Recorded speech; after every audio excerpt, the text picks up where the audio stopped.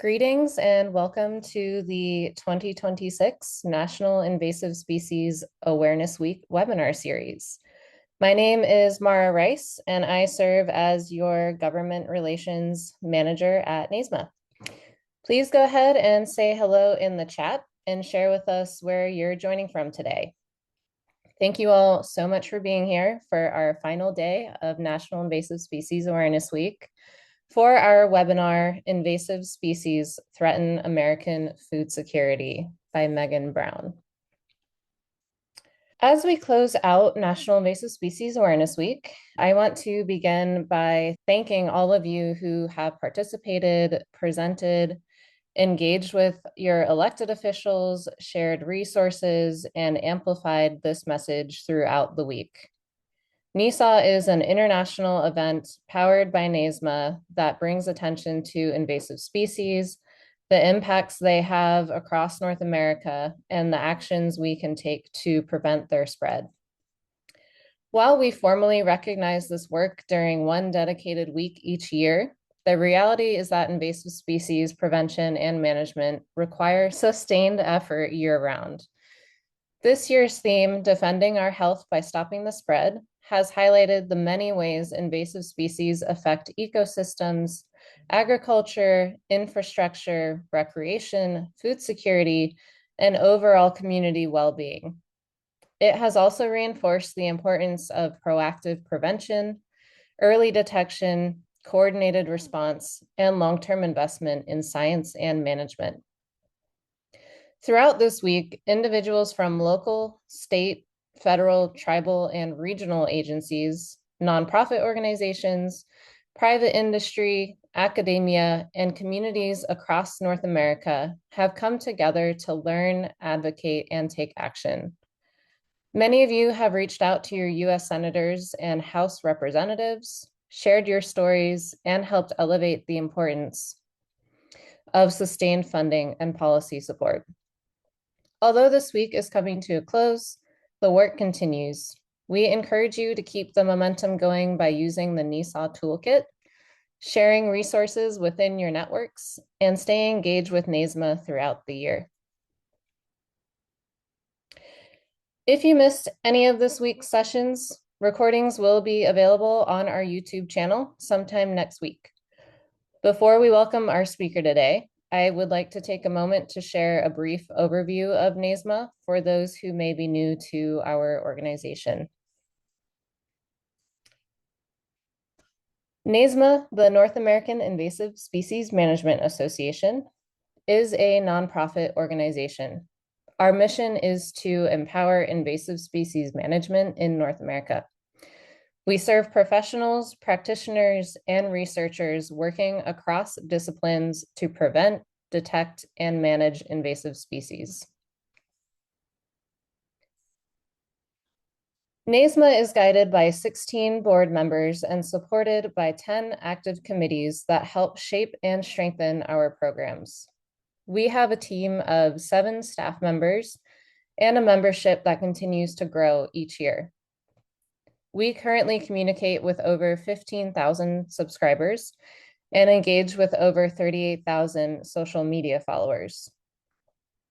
During National Invasive Species Awareness Week last year, our collective outreach reached more than 3 million people, and we are excited to continue expanding that impact this year.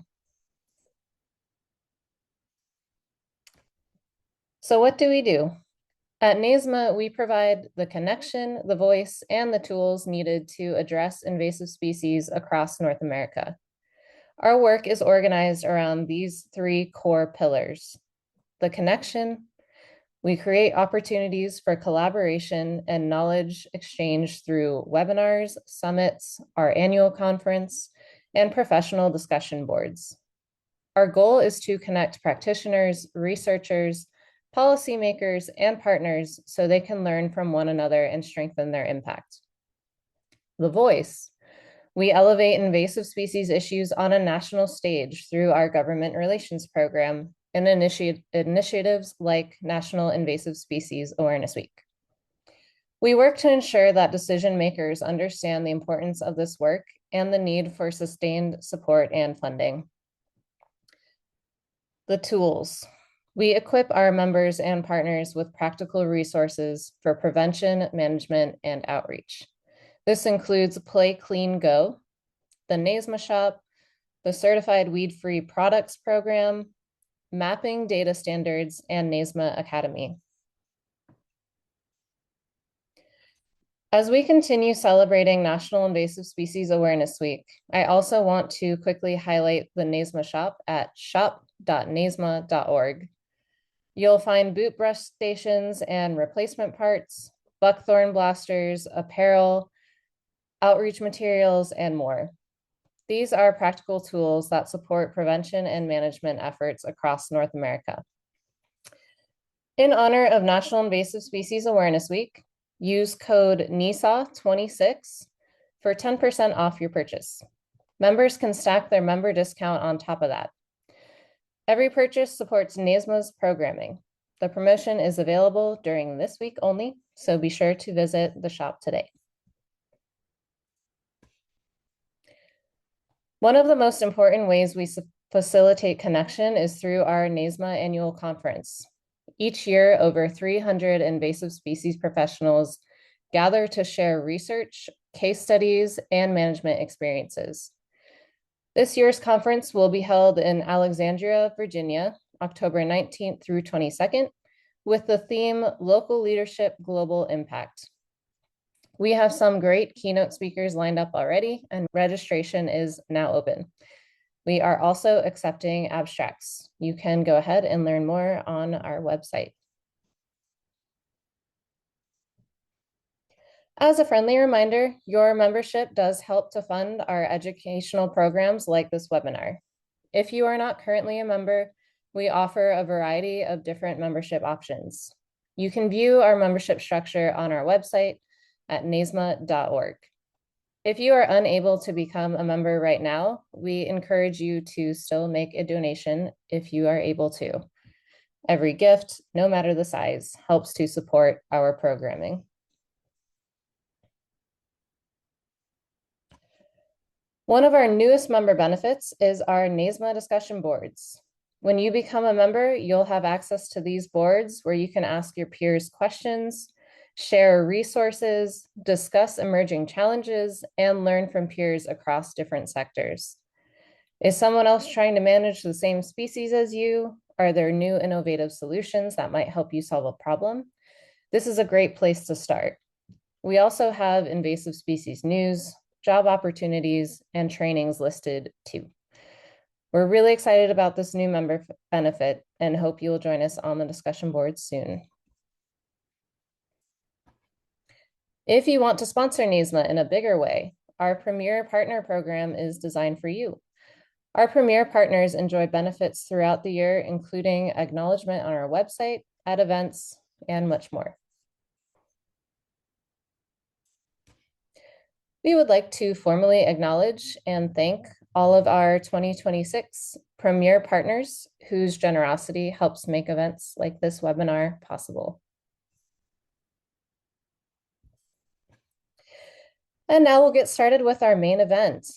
Thank you for joining us today for our NISAW webinar, Invasive Species Threaten American Food Security.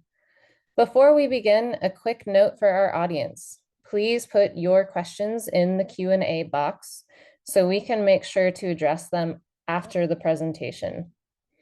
Take a look first to see if your question has already been asked, and if so, give it a thumbs up to promote it to the top of the list. To get us started, I'd like to welcome Megan Brown from the Nevada Department of Agriculture. Megan moved to Elko, Nevada after graduating university to work for the Nevada Cattlemen's Association as their executive director. Megan then worked for Congressman Mark Amodei as his rural representative, with a focus on federal land issues and oversight of regulation that affected the rural fabric of the West. Megan joined the Nevada Department of Agriculture in 2016 and is currently serving as the administrator for the Division of Plant Health and Compliance. She serves the agricultural community in Nevada through engagement on issues ranging from invasive species, native seed development, and establishment of the Regional Early Detection and Rapid Response Network. Megan, thank you so much for joining us today. You may now share your slides. I appreciate everyone joining. I see that I have members, fellow ISAC members, as well as other committee members that were on our food security team joining us today. Thanks everyone for joining us today. I'm going to give a bit of an overview of what I hope to accomplish today, which is an introduction to the Nevada Department of Agriculture and the state of Nevada. And when I get these opportunities, I always like to highlight our home state and a little bit of the uniqueness of our agriculture. I will then give a little bit of background on the Invasive Species Advisory Committee that I was part of and that produced this paper. The overview, obviously, is the food security white paper, and where our paper highlights the intersection of invasive species and their effect on farm production and safety. And then hopefully we'll have a robust question and answer period. A little bit of background on the Nevada Department of Agriculture. It was established in 1915, and our mission is to preserve and protect and promote Nevada agriculture. We do that in many forms, whether that's supporting agriculture through export programs, regulatory nature, training and education, and support of commodities. Our department has 5 divisions spanning crop, pests, animal, nutrition, and trade. And one of our programs that has recently become popular is our trade program, and highlighting the commodities that we have both domestically and internationally. A few quick facts about agriculture in Nevada. We're still working on the statistics for 2025, but it is a substantial and important industry within the state. In 2024, we had $1.28 billion in economic contributions to our state. We have also, not only from a production perspective, but we also have a robust food manufacturing component as well, which is not reflected in this number, but we also have that in our state. One unique thing about Nevada is, though we don't have large private land masses, we have a large public land mass, but our ranches rank 3rd in the nation as far as size, averaging 3,500 acres. Some of our more popular or larger crop production in Nevada includes alfalfa and alfalfa seed, potatoes, barley, onion and garlic, as well as honey. We have quite a few different seed commodities, including onion seed and garlic seed, as well as the production of those, along with a robust market for export for both onion and garlic. The National Invasive Species Council, which ISAC is nestled under, was created to sustain and expand federal efforts to safeguard the interests of the United States by preventing, eradicating, and controlling invasive species, as well as restoring ecosystems and other assets impacted by invasive species. The National Invasive Species Council has members from each of the federal agencies and meet regularly related to these activities. The Invasive Species Advisory Committee, which produced this white paper, is primarily there to provide information and advice for consideration by the council on invasive species and invasive species related issues. Each year, the committee works to provide either a white paper or some product that is related to emerging issues. And the advisory committee is there to provide that information and hopefully engage with the leadership of the National Invasive Species Committee. The ISAC membership is representatives of state, territorial, tribal, and local governments, as well as academic institutions, non-governmental organizations, and the private sector. And I really feel like this was well representative in our subcommittee. Our subcommittee, and I just want to give some acknowledgments and shout outs to the hard work that they provided. So we had Lee Greenwood from the Nature Conservancy, who helped me as a subcommittee co-chair, Mark Huddle from the University of California, Yuri Ulcer from University of Florida, Sylvan Igmar from the Commonwealth of the Northern Mariana Islands, Steve Long from the National Plant Board, Mitzi Reed from the Native American Fish and Wildlife Society, Wilman Shomar from the Association of Conservation Districts, Laura Van Riper from the Minnesota Department of Natural Resources, and Paul Zizek from the National Aquaculture Association. And so that just gives a really good representation of the types of folks and the people that are involved in ISAC. So why did ISAC this year? We had two different committees. I believe you heard from the other committee earlier this week. But why did we choose food security, and why is food security important in relation to invasive species? We really felt like this particular topic connected well with the NISC agency priorities.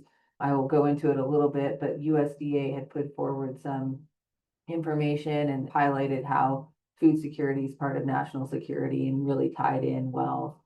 We felt like there were previous papers that the ISAC had put out highlighting certain segments of food security, and we really felt like if we could amplify and engage with those previous papers and how aligned with sort of food security and putting a fine point on that.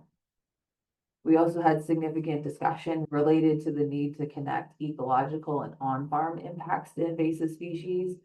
Depending on where you are and what types of things that you're working on, some felt like there was some silos between the ecological and on-farm impacts and focuses on either or, when really there is a strong connection between the two.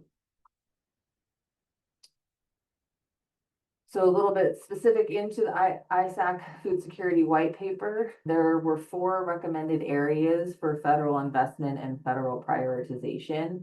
The approach that our committee decided to take was really working off of the stages of the invasion process.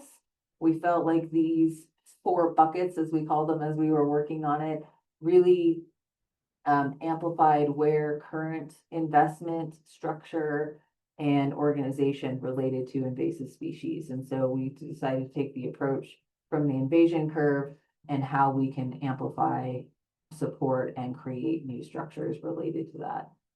Our goal was really to try to make a digestible recommendations that are tied to either current or past activities and new activities.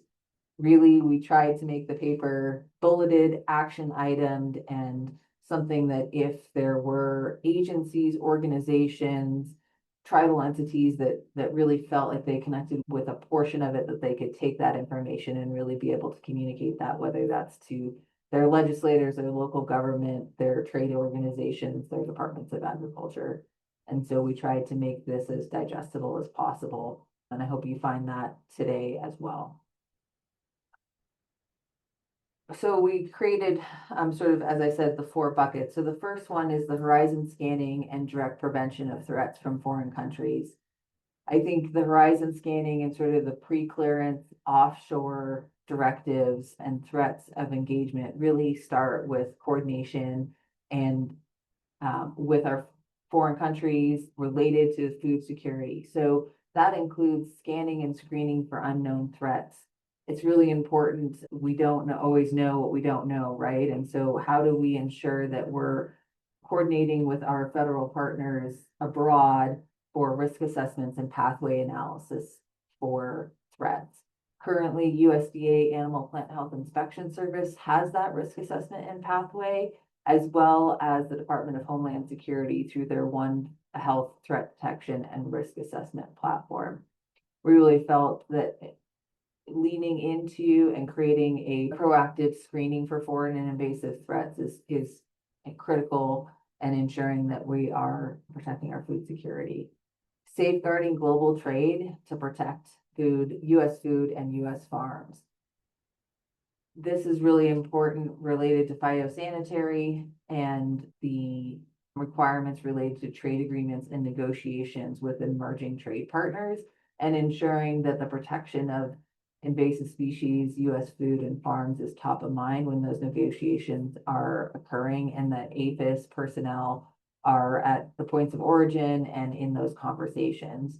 Having an increased inspection capacity to improve on offshore pest prevention is critical, and ensuring that we move forward through that. And also with safeguarding global trade is protecting food markets depend on other commodities that aren't obviously able to be grown or sufficiently produced in the United States, such as coffee, bananas, avocados, vanilla, and spices that come in. And so ensuring that we contribute to the food security through national security and ensuring that we're maintaining and any of the prohibited trade and having good justifications related to why those trades need to be monitored. And this includes capacity from APHIS to complete the process for declaring U.S. free of emerging foreign pests and disease, requiring import nations to carry health certificates and what those health certificates mean for different commodities. And finally, within this horizon scanning or sort of offshore pre-US domestic issues is the contaminating and infesting of invasive species related to trade. So a lot of this relates to quote unquote hitchhikers or things that would come in on other species or other plants, right? i.e., so if you're bringing in something into the United States, the commodity may be avocados or bananas or something like that, but really this other species is coming in that may not be priority for inspection or priority for detection, and that we work on ensuring that all plant pathogen and taxa are looked for and reviewed on importing, and ensuring that there is data related to threats, incoming contaminations, or other infesting species that may not be currently on our records and databases. And so ensuring that we're getting those information. Some of these sources of data can and should be worked across international trade systems and then into the agricultural risk management system, the ARM, and the law enforcement management system. So ensuring that all those systems talk, if there are contaminations or hotspots or those sorts of things, that all that information is being shared readily. Our second bucket or our second stage is the U.S. port of entry and security related to the U.S. port of entry. Invasive species arrive at ports of entry in lots of different ways, in cargo, conveyances, and via passenger travel. They often escape detection due to rapidly increasing trade volume, tourism, and combined with shortages within the staffing. So one of the things that was highlighted in this section was to improve detection and targeting at U.S. ports of entry. And that really means increasing staffing levels, improve screening technologies, the types and bulk of material that are coming in, ensuring that there is enough tools in the toolbox for those staffing and dogs and other ways that we are screening in materials that are coming into our ports of entry.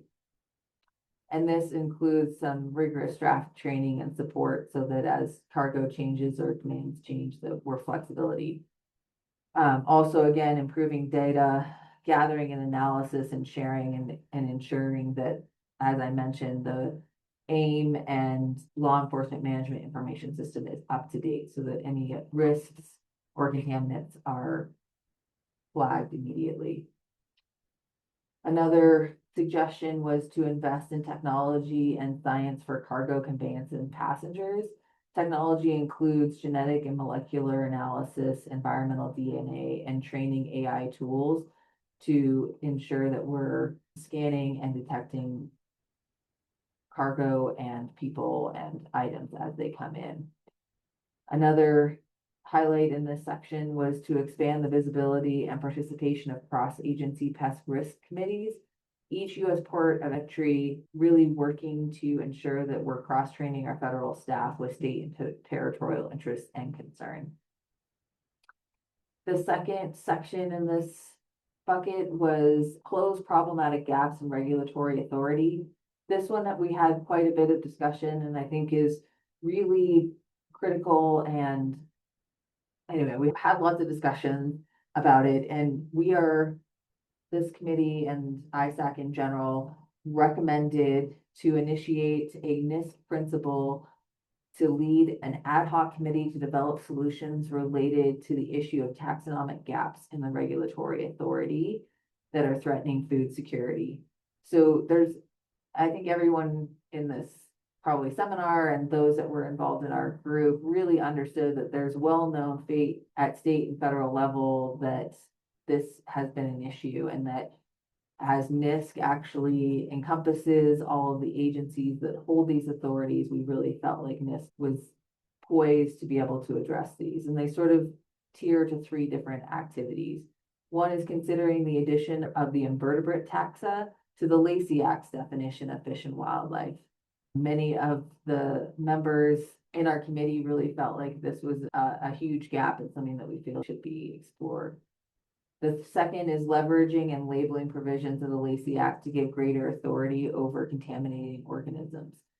Some of this discussion was related to some of the hitchhiking and other invasive species that come in that have contaminating effects or invasive threats. And the third is providing APHIS with additional latitude to grant regulated status for non-native organisms that are indirect agricultural pests, those destructive to agricultural land, water, and infrastructure. And these could be snails, nematodes, mussels, earthworms, waterweed, ants, and crustaceans. Again, this was something that we really felt was important and a little bit different than some of our other recommendations, which were more aligned to staffing, funding, continued funding, or boost in funding and coordination. And the third is to improve risk reduction and strategies of passenger travel. Passenger travel has, and I will get into this later on, but passenger travel not only includes people bringing in goods, i.e. pet or fruit pests or food items into the state, but it can also mean where they're going when they're on travel, and some of the items, mud, dirt, or other items that they may be bringing in that unknown to them may be vectors for pests. So one of the suggestions that we had that CBP should increase both passenger inspections and direct engagement of passengers in the airport to increase awareness about invasive species and their associations with plant material, fruits and vegetables, and or animal products that they bring in. And return to the mandatory requirement from Customs and Border Patrol for the form for all passengers that coming into the United States that they fill out. I don't know if anybody remembers, but there used to be a paper form and you said whether you visited a farm and what type of items you're going to bring in, and ensuring that maybe we have a little bit more transparency and education related to passenger travel and awareness about what they're bringing in. There's also an interest in expanding and cross-training canine teams for prevention and preventative screening. And finally, the use of innovative approaches for e-commerce and international mail. This particular discussion within our group seems to have been something that we are dealing more and more with, and something that is emerging. International mail, e-commerce, direct sales, or direct-to-consumer sales have increased with internet availability, and that is creating an ever-increasing source of invasive species, especially invasive plants and plant material, seeds, and live plants. Or not only from the live plant perspective, but then potentially the invertebrates and vertebrates that are maybe associated with those materials, as the mothball situation that we went through a couple of years ago. So our suggestions here were increase enforcement for imports to address the rise in complexity of the amount of incoming mail and commercial shipments that are coming into the United States. Trying to work directly with direct-to-consumer companies such as online platforms to ensure that they are in compliance and eliminate illegal sale or sales that are coming in without the proper inspections and protocols for invasive species, and require direct-to-consumer companies meet the legal standards for being a broker, carrier, or legally responsible entity for shipments to ensure that we're getting the proper phytos or other inspections that are required. Again, this is a huge and emerging market where direct engagement from the federal level is really needed. Moving on to our third stage or third bucket is the early detection and rapid response. This is essential, and I think NIST members have been engaged in this early detection and rapid response extensively.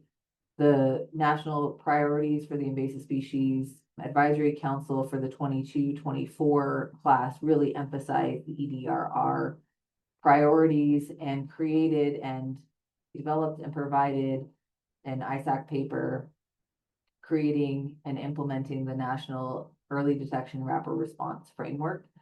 We really felt like there was some really great existing work highlighting the framework and the need for that. And so many of our recommendations supported these activities and highlighted their need for continued and their not only connection to the natural and native ecosystems where early detection and rapid response is needed, but also related to food security and farm production.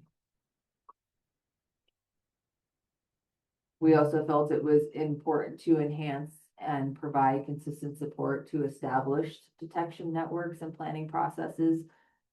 DOI and others have created those systems, and so ensuring that those early detection frameworks are supported and sustained. As we know, with early detection and rapid response, any gaps in response usually lead to sustained issues, and so the importance of funding and maintaining. So our final bucket is mitigating the impact of established invasive species. And there was three main components into this. One is to maintain a robust support for communication and outreach related to the impacts of invasive species. So many of these, and these were talked about even earlier in this presentation, the Play Clean Go, Stop Aquatic Hitchhikers, Don't Let It Loose, Don't Move Firework programs. These are essential in connecting with our general public about the actions and engagement that they have in their role in stopping the spread of invasive species. Once they're established, they're obviously impossible to eradicate, but that doesn't mean that we shouldn't be working to mitigate those and minimize the impacts that those have to food security. It's also important, many of the species that are established in the United States tend to both be connected to our forest health, ranch health, and on-farm health through the connection of watersheds, and so how we can integrate in those processes. It's also important to reduce and contain any spread regionally, supporting the coordination of geographic distribution and centralized databases so that we know and understand where these current species are and how we can ensure that they do not spread into other regions of the United States. And that includes federal partnerships and state, local, tribal, and territorial managers to ensure that there's no spread regionally outside of those areas. And finally, the management and mitigation of impacts. Though, again, as I mentioned, eradication is not feasible, it's important that they're mitigating impacts related to those population sizes. And this includes utilizing our integrated pest management activities, biological control for suppressing or at least mitigating those impacts. So it's critical in this section to maintain and increase the investments of classical biological control or sterile insect programs, which remain some of our most effective tools for long-term management of invasive species. It was discussed here related to the network that needs to be maintained and supported for the biological control process and getting those new species, discovering those new species, getting those new species through the regulatory process, and then able to be in production for application. And really leaning into encouraging new technologies and new tools for detection and control so that we can support any ongoing efforts. And some of this can include some of the AI modeling and accuracy related to threat and risk analysis. And so now that we've gone through sort of the paper and understanding what the ISAC really leaned into as far as supporting our established frameworks, and is to acknowledge the federal agencies have a distinct leadership role in invasive species prevention and management, and that there's many ongoing and existing work within the federal agencies to prevent and mitigate the effects of invasive species for food security. So this is a picture of a alfalfa field in Nevada where we're experiencing a disease event. And so I'm going to try to zoom out a little bit and talk a little bit about what this means from a agricultural production and farm security. So as I mentioned, we structured our paper related to the stages of invasion, and this is our committee's and ISAC's vision of what this means related to strengthening American food security through the invasive species risk reduction. And so we talked about the first bucket of prevention, interception at port, early detection and rapid response, and then the established species. And as you can see, the boxes get taller and bigger related to the cost of the necessary actions. And so in ensuring that we are working and leaning into supporting all four segments of these stages and ensuring that we don't increase the volume of invasive species that are kind of in that last bucket of mitigation. So the why related to food security and on-farm activities is maintaining and re-energizing the federal leadership in food security through invasive species prevention and management. And by doing this, we'll ensure that we can enhance the sustainability of American agriculture and production and the supply chain resilience related to that, and ensuring kind of that full circle of what American agricultural looks like. So that's on-farm production, as well as those that support the before, after, and the export of those agricultural commodities. So protecting the U.S. food security also means ensuring opportunities for the harvest of abundant populations of fish and wildlife, which many in our rural communities, islands, tribals, and Alaskan communities rely.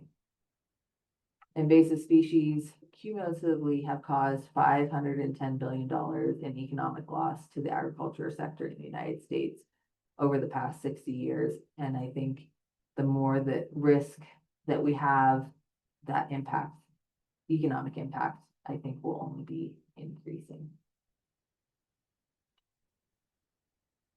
So connecting this all, farm and food security, I kind of have 6 buckets here, or 6 areas where I see impacts, or where we see impacts in the agricultural community related to food security and what it means from an invasion perspective. And so the intersection of the 4 stages that we talked about, or 4 buckets that we talked about in this paper, is what it really means for the farm production.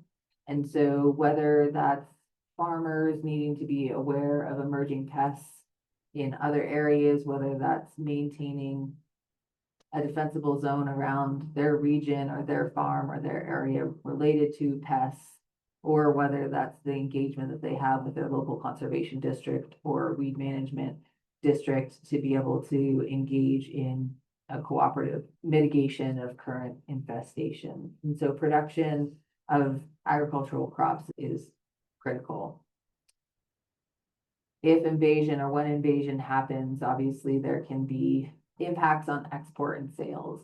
And so many commodities that growers are trying to either sell from a regional perspective, interstate commerce or international, have impacts related to if pests or pest detections in their counties or on their farm will increase the amount of regulatory actions that need to happen before export or sales can occur. And so if one invasive species or pests arrive on farm, their ability to export or the cost of the input to be able to export will dramatically increase. Input costs to sustain production and yield is also important. If there are additional input costs to sustain production in an area where there has been or is invasive species, that may impact the ability of the producer to pass his farm on generationally. And so I think in top of mind is, do they need to change crop type based on invasion or based on the regulatory needs that they would need to export that particular crop based on the infestation that they're having. Cost of treatment on farm and ensuring that pests are reduced or are high So this can be obviously the cost of the treatment, ensuring that the treatments occur in a timely manner and that there is consistency in treatments to support their activity. A lot of areas in the West can receive funding or grants to be able to do treatment for invasive species in their area. When those grants or opportunities go away, then that then puts the onus back on the farmer. Worker protection is also incredibly important. If and when treatments need to occur, we need to ensure that we have worker protection, that they have received the proper training, that they have the proper PPE, and that they are maintaining those treatments in a way that's according to labels, both for their protection and for the protection of the environment. On farm, that includes quite a bit of infrastructure for the farm, both pre, during, and post-treatment activities, training, risk, and ensuring consistency in those applications. And so it's really critical that we, by reducing invasive species, by reducing invasion and not getting to that sort of last maintenance curve, we can ensure that we're providing less risk and less worker protection needs. Coordination with local, state, and regional. It is important when on-farm activities, not only are you working with on your own farm related to invasive species, risk reduction or mitigation or treatments, but also working at a local scale, again, whether that's with your local conservation district or weed management group, to ensure that everybody is working in the same direction and with the same level, to ensure whether that's an eradication from an early detection and rapid response outbreak, or whether that's in maintaining and in maintenance mode for a different species. In the coordination at the state and regional level can also really be critical for the early detection and rapid response and ensuring the engagement in those processes, whether that's reporting, training, local conservation district or your local farmers, ensuring that they're getting training on identification of species of concern, how they can report those, easily reporting those, and then working to ensure treatment and eradication. And in states like Nevada and other Western states, that coordination with our state and federal government is really important, as many of the lands outside of farm boundaries are federal lands. So what that treatment and protocols can look like, and ensuring that there's consistency when that happens. And really the invasion and vectors outside of agriculture, I think one of the things that became really clear to me in our conversations and engagement on this paper is how many threats of invasion are coming outside of agriculture, but are having and do have a direct correlation to their impacts on what it means for agricultural and the different types of agricultural production in the United States. It is agritourism and other means of folks engaging and being interested in where their food comes from is outstanding, but that also means that there are higher risks for both domestic and international invasions or vectors for those invasions. And so I think it's really great that people are interested in where their food comes from, or want to go to another country and learn how they conduct agriculture, but that also means that have a higher risk. And so just understanding what that means, understanding the connection of people going and recreating and then stopping by a local farmer's market or a local farm to pick up eggs on the way home, but they may have driven through Medusa Head on their side-by-side and now bring that vector. And so I think the more classical mindset of where invasion comes or where risk is for agriculture in the invasives world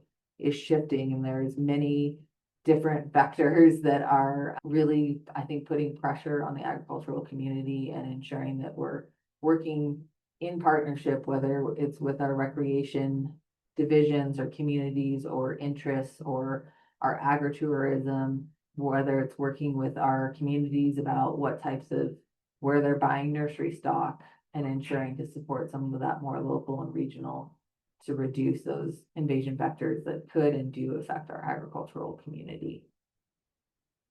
And I think with that, I will turn it over to questions, and hopefully I left enough time to be able to do that.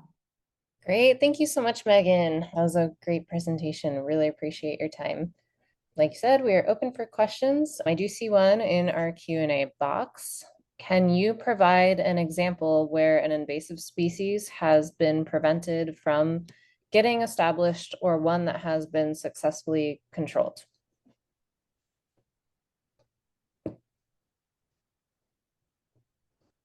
I might have to lean on some of my other ISAC members that it might be in the audience. On the prevention, we had some really great folks on our team, and I'd be happy to get some examples. I apologize, I don't have anything specific on top of mind. Let's see. And are you talking about specifically probably from the agricultural perspective? It doesn't say in the question, but I would kind of assume so. Oh, yeah, that's a great example. New World screwworm fly is a great example.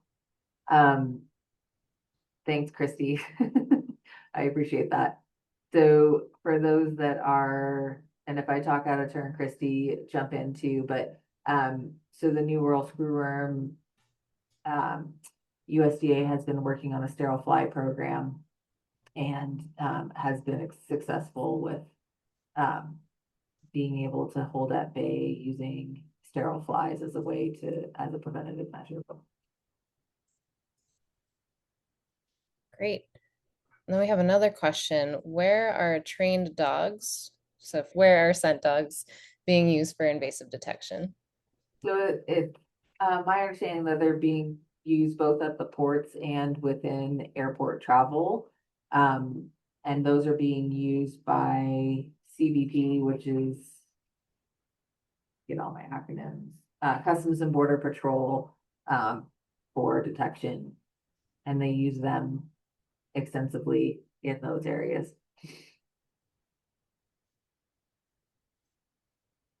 Okay. We have another one. Did the team come up with measures of success for each of the four buckets? So for example, certain policies implemented or preventing specific species introduction. Great question, Nate. So we didn't necessarily come up with specific measures, though I think there was a lot of wording about personnel. So basically mentioning maintaining personnel. I think the measure of success is that in the next federal budget, the same FTEs will be available for those sorts of things. But I think that's a really interesting way of having measured success. I think a lot of the goal, from my understanding of IAC, is to be able to provide the National Invasive Species Council with the tools to be able to implement, and that success would mean implementation of all of the rates. I think that is going to do it for our questions for now. If anybody comes up with additional ones, please feel free to reach out and we can relay them to Megan and get an answer for you. So I'm just going to share our concluding slides really quickly. Okay, so thank you again, Megan, and thank you all for joining us this week for National Invasive Species Awareness Week.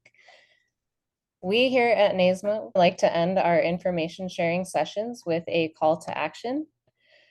Today, we would like to ask you to send a letter to your federal representatives in the House and Senate asking to support the Great Lakes Restoration Initiative, or GLRI Act of 2025.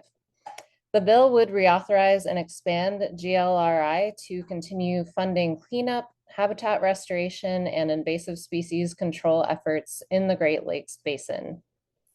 You can either scan the QR code or follow the link in the chat, input your information, and the system will automatically select your senator or representative and send him or her the letter that we have prepared.